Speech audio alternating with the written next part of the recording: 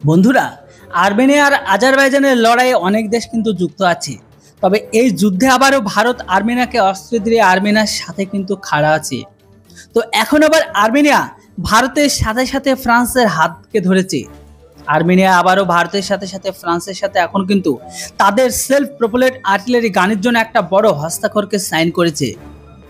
ফ্রান্সের রক্ষামন্ত্রী আর্মেনিয়ার সাথে হওয়া এই চুক্তিতে তারা নিজেই এখানে প্রেস কনফারেন্স করে নিজেরাই জানিয়েছে।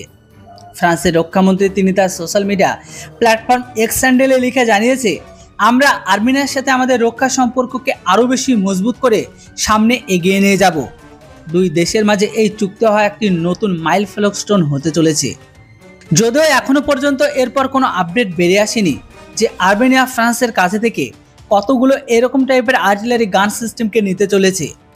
ফ্রান্সের এই আর্টিলারি সিস্টেমটির নাম হচ্ছে সিজার। যদি আমরা এই সিজারের ক্ষমতার কথা বলি তাহলে এটি প্রথমত একটি সেলফ প্রপোলেড আর্টিলারি গান সিস্টেম, যেটাকে একটি ট্রাক মাউন্টের বা গাড়ির ওপর রাখা হয়। এটিকে খুব তাড়াতাড়ি এক জায়গা থেকে অপর জায়গায় নিয়ে যাওয়া প্লাস ডিপ্লয় করা খুবই সহজ, যেখানে সিজার 1 মিনিটে অনেকগুলো রাউন্ডকে ফায়ার করতে পারে। সাথে এটি কয়েক মিনিটের মধ্যে সেই জায়গাকে পরিবর্তন করে অন্য কোনো জায়গায় চলে যেতে পারে।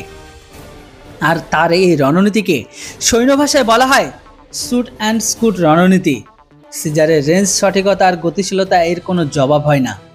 বর্তমান সময়ে এর ব্যবহার করে বা এর আক্রমণে ইউক্রেন রাশিয়ার অনেকগুলো ঠিকানাকে ধ্বংস করেছে। এমনকি ইউক্রেন এই তোপকে ব্যবহার করে রাশিয়ার বড় পরিমাণে একটি ড্যামেজকে দিয়েছে।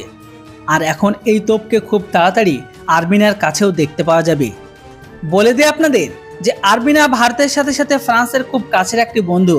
দুই দেশের সাথে তাদের মজবুত কূটনৈতিক সম্পর্ক আছে। তো সেখানে আবার ফ্রান্স বড় পরিমাণে আর্মেনিয়ার লোক থাকে। তো সেখানে আবার আর্মেনিয়া ভারতের কাছে এই বছর ভারতের থেকে আমাদের তৈরি অ্যাডভান্স স্টোর্ড আর্টিলারি গান অর্থাৎ যেটাকে বলা হয় এটিএজিএস অর্ডার দিয়েছিল। এর ওপর প্রথমে জানকারি বা পাবলিশ করেছিল আর্মেনিয়া নিজেই। আর্মেনিয়া $155 মিলিয়ন দিয়ে প্রায় 84টি এরকম গানকে ভারত থেকে কিনেছে। বন্ধুরা, আপনাদের নিশ্চয়ই ভারতের এই এটিএজিএস সম্পর্কে নতুন করে বলার কোনো প্রয়োজন নেই, কেননা এই এটিএজিএস সম্পর্কে আপনারা সকলে কম বেশি অবগত। তো বর্তমান পরিস্থিতিকে দেখলে বুঝবেন যে আর্মেনিয়া আর আজারবাইজানের পরিস্থিতি এখন ভীষণভাবে উত্তপ্ত। তাই আবারও দুই দেশের মাঝে যখন তখন যুদ্ধ লাগতে পারে। আর এটির সাথে সাথে এটিকে মোকাবেলা করার জন্য আর্মেনিয়া নিজেকে প্রস্তুতি নিচ্ছে। বন্ধুরা, এবার আমাদের কি উচিত নয় আর্মেনিয়াকে আরও বেশি বেশি করে আমাদের সমস্ত অস্ত্র দিয়ে সাহায্য করা? এর উপর আপনাদের মতামত অবশ্যই কমেন্ট বক্সে লিখে জানান। Thanks for watching. জয় হিন্দ, বন্দে মাতরম।